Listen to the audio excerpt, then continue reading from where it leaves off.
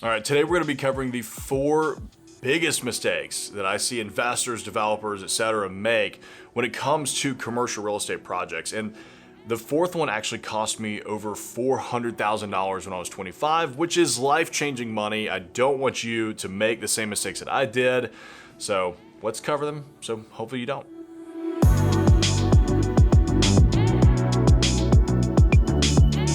Mistake number 1, not using an agent. A lot of investors or developers think that they might have enough skills or knowledge or market resources to not need a commercial real estate broker to work with them on their project, whether that's sourcing the deal or selling a deal or leasing it or whatever.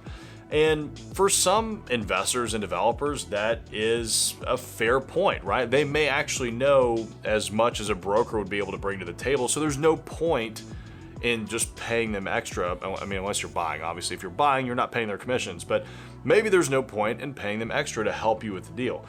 But 9 times out of 10, I've found that brokers are worth their weight in gold, the right ones. It's very important that you find the right ones. They are worth their weight in gold when it comes to these projects because you're only paying them if they are successful, right? You don't have to pay them hourly, you don't pay them a retainer fee or anything like that.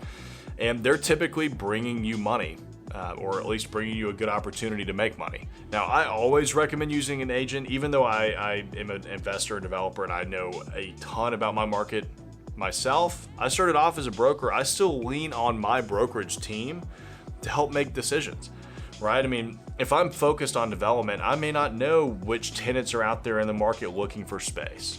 I may not know what the going tenant improvement allowance rate is or what the latest rent per square foot in that market is, right? But brokers who are on the ground, they're hitting the pavement, they're doing all of that work every day, they're going to have that knowledge. And so I like to just lean on them and kind of let them do that work. If you try and forego having an agent, you'll probably miss out on deals, right? I mean, agents are out there farming for deals just about every day. And so they could come across opportunities that you would never otherwise see. And they're going to take them to their list of 5 investors or 5 developers or whatever that they know will be able to close on that deal. So find a good broker and build a good relationship with them. Let them know what you're looking for and tell them that you're willing to work with them exclusively as long as they are bringing you the right opportunities. Mistake number 2, not doing enough due diligence on a property.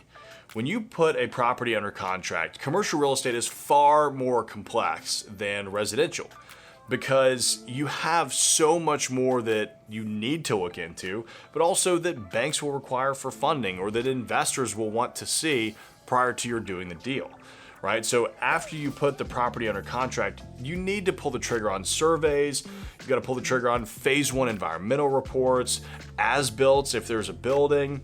There's all sorts of inspections that you need to do to make sure that the property that you're buying will make a good investment. In fact, it's so important on our team here. We've got a due diligence checklist that we use on every single property. We'll leave a link to that in the description below. And it is a full-time job. I have a full-time employee working with us. His only job is to take it from contract to close.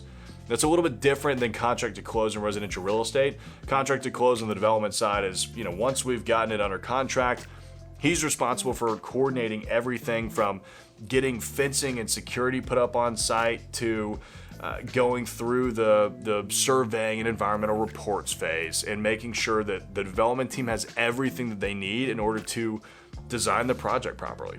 Mistake number 3 kind of goes hand in hand with doing your due diligence, and that is properly underwriting an investment opportunity.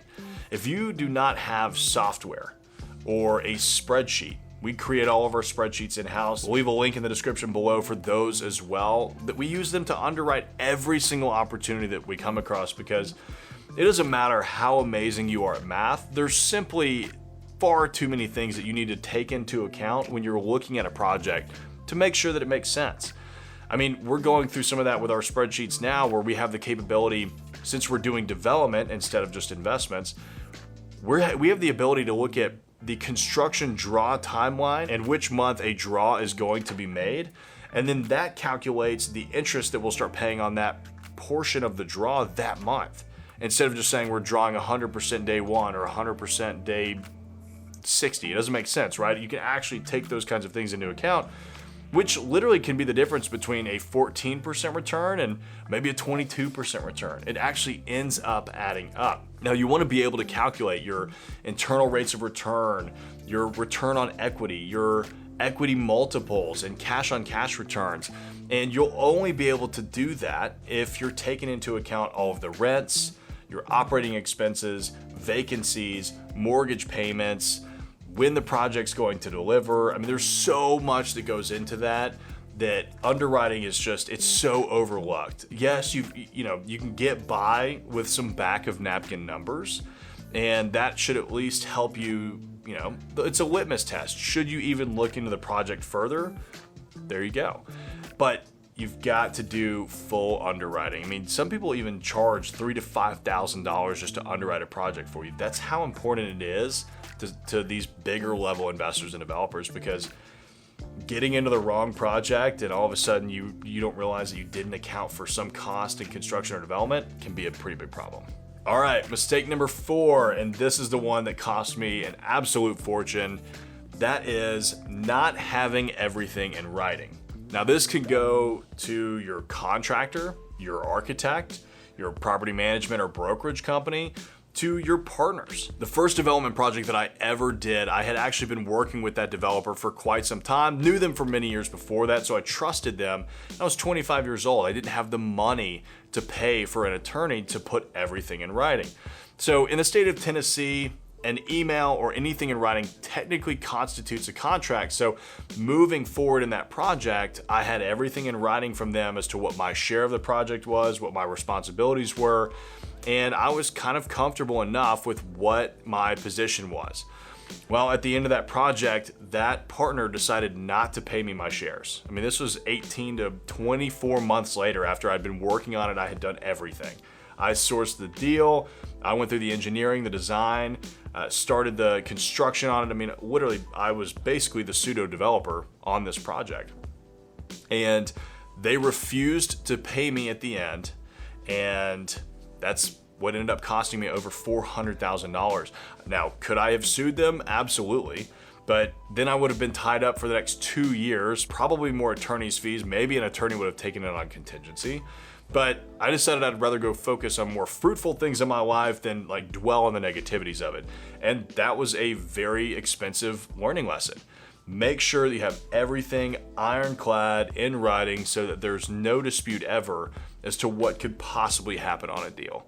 So make sure that your contractor's responsibilities are laid out.